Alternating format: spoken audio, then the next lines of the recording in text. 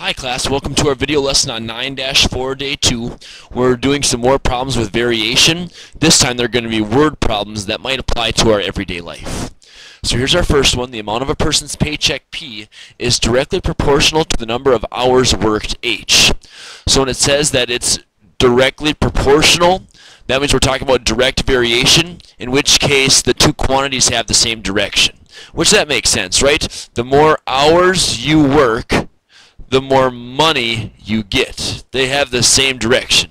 Or in the exact opposite way, the less hours worked, the less money you make. So that formula is y equals kx. We're going to use the variables that they give us, though. The amount of person's paycheck P is directly proportional, so that means equals k times the other variable to the number of hours worked, h. So P equals k times h. And now we're going to fill in our information. For working 17 hours, so the hours worked is 17, that goes in here for H. The pay is $90.10. So K times 17, that equals the price, or the paycheck, $90.10. So what is our constant of variation? Divide both sides by 17. When you divide both sides by 17, you get k equals 5.3. K equals 5.3. So what does that mean, class? That means that this person working this job is getting paid $5.30 an hour. Not very good, am I right? I guess it's better than nothing. Anyway, now we're going to find the pay for 25 hours. So we're going to say if our price equals k times h, what is the price that we're going to get paid?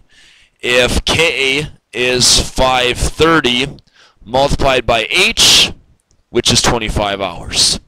Multiply those two, 5.3 times 25, and for working 25 hours, this person would get paid $132.50. There's the answer for problem number 1.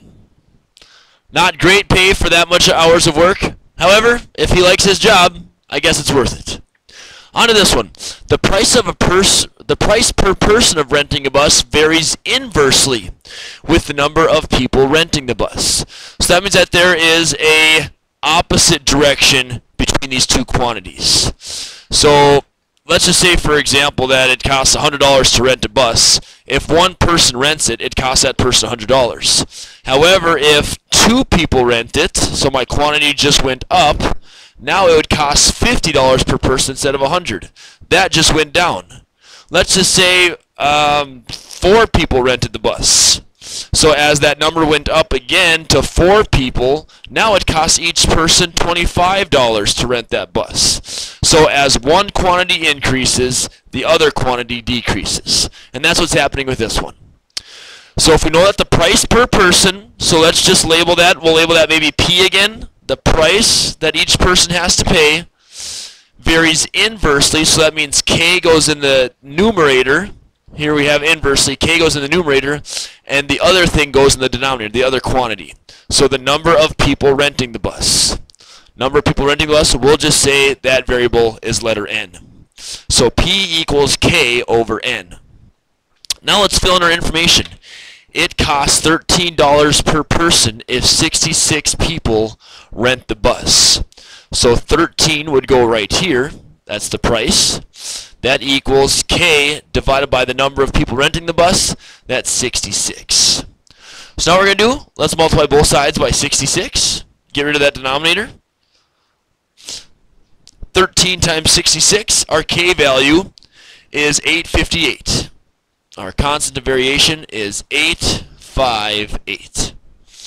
So if we know that, and P equals K divided by N, how much will it cost per person if 94 people rent the bus? So how much, what's our price, if our constant of variation is 858, divided by the number of people renting the bus? There are 94 people renting the bus. There we have it in your calculator. Divide 858 divided by 94.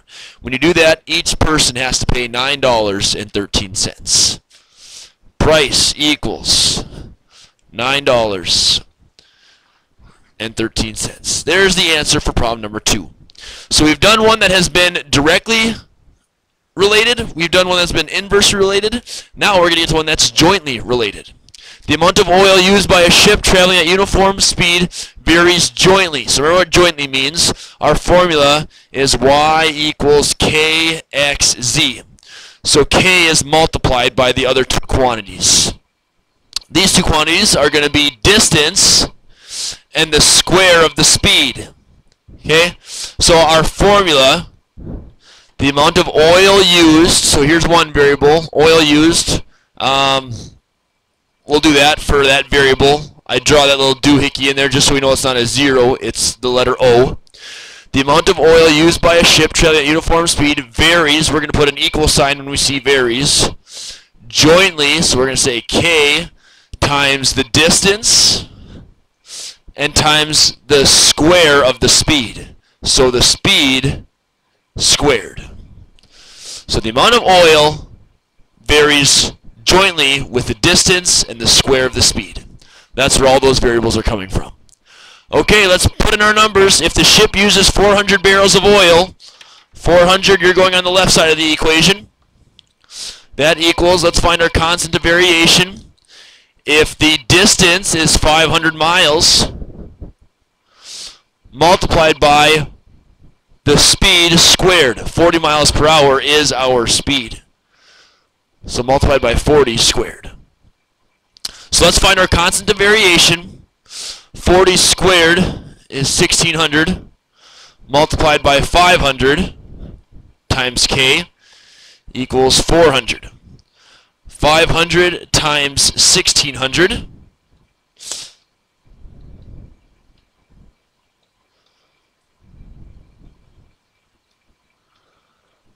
is 800,000. So k times 800,000, that equals 400. So divide both sides by 800,000. And we'll get our constant of variation k. 400 divided by 800,000 is 5 times 10 to the negative 4th.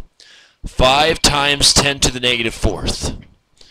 So if it's 5 times 10 to the negative 4th, that's the same thing as saying, here's our decimal, 1, 2, 3, 4. So k equals 0.0005. There's our constant of variation. Woo! So if that's our constant of variation, it's now going to say, determine how many barrels of oil, so what is O, when the ship travels at 400 miles, so there's our distance, at 20 miles per hour. There's our speed squared. So find the amount of oil used, O, when our constant of variation is 0.0005, and it's multiplied by the distance, which is 400, times the square of the speed, 20 squared. 400 times 20 squared.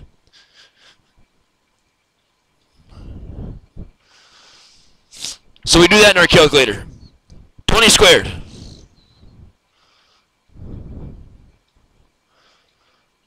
times 400 times 0.0005. And there we have it. 80 barrels of oil are going to be used. 80 barrels of oil.